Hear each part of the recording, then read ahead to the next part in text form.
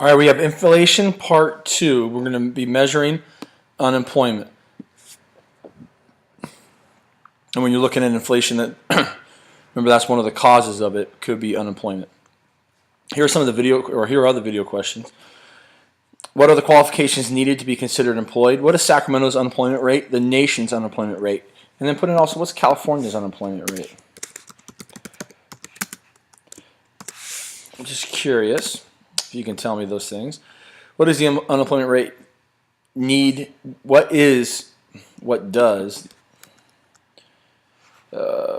unemployment rate need to be for the U.S. to be considered? Where does the unemployment rate? Where does the unemployment rate need to be for the U.S. to be considered at full employment? List and define the 4 types of unemployment. Draw a label and explain the business cycle and what are the 3 economic indicators. Pause it, write those questions down. All right, here we go. So unemployment. Individuals 16 or older are considered to be employed if worked for pay or profit 1 or more hours a week, worked without pay in a family business 15 or more hours, or have a job but did not work as a result of illness, weather, vacations, or labor disputes. What it does not take in consideration is underemployed people, discouraged workers, and things of this nature, but you are considered to be employed if you meet these qualifications. You are considered to be unemployed if you do not meet these qualifications and are older than 16 and willing and able to work. So full employment for us is considered to be 5% unemployment. And what that means is 5% of our population that is willing and able to work is, and over 16, is not able to find a job. This is healthy because you want some of your population not to be able to find a job because of a healthy economy. People are transitioning from one job to another.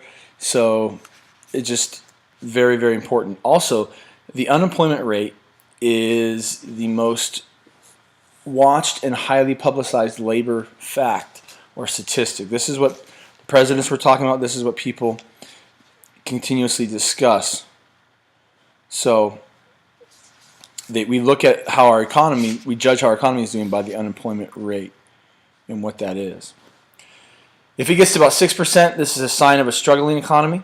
If it gets 7 to 8, the unemployment rate, the economy is struggling. That's what UL means, unemployment rate. And then if it's 9 to 12, we're in an economic downturn, especially if it's sustained.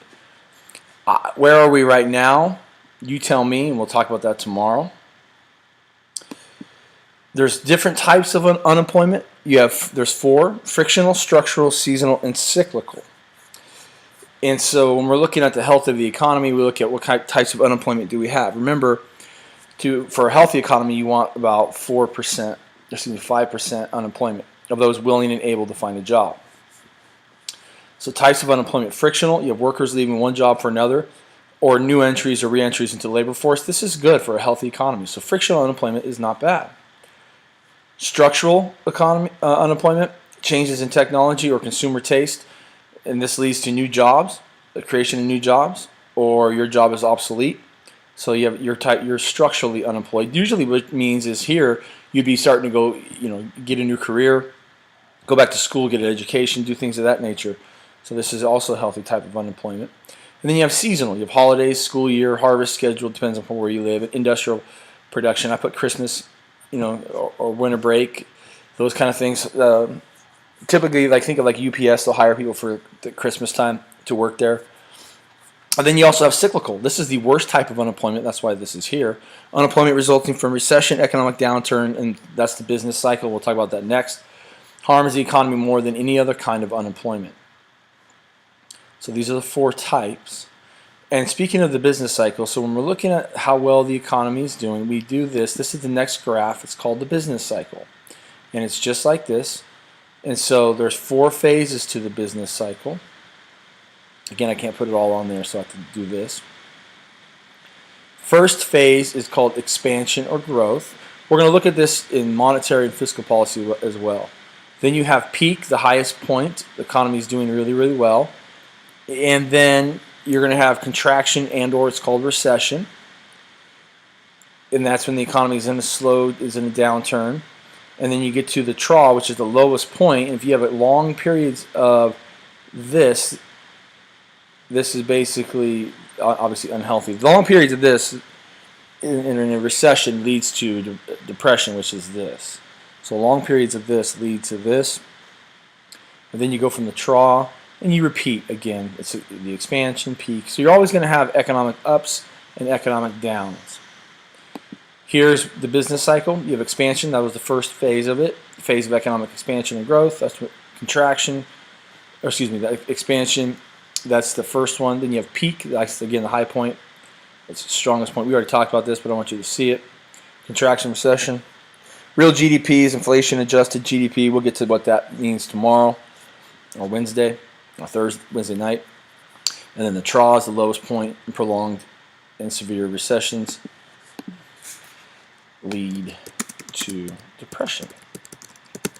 Depression is not like emotional depression. I guess it could lead to that too. And then finally, there's economic indicators looking at the business cycle. Leading indicators, this anticipates the direction in which the economy is headed. Look at business permits. A lot of business permits, we're probably in a period of expansion and growth. Not a lot, we're in a period of contraction or the trough. Coincident indicators, changes as the economy moves from one phase of the business cycle to the other, personal income and sales volume. We look at this right here, especially during the holiday season.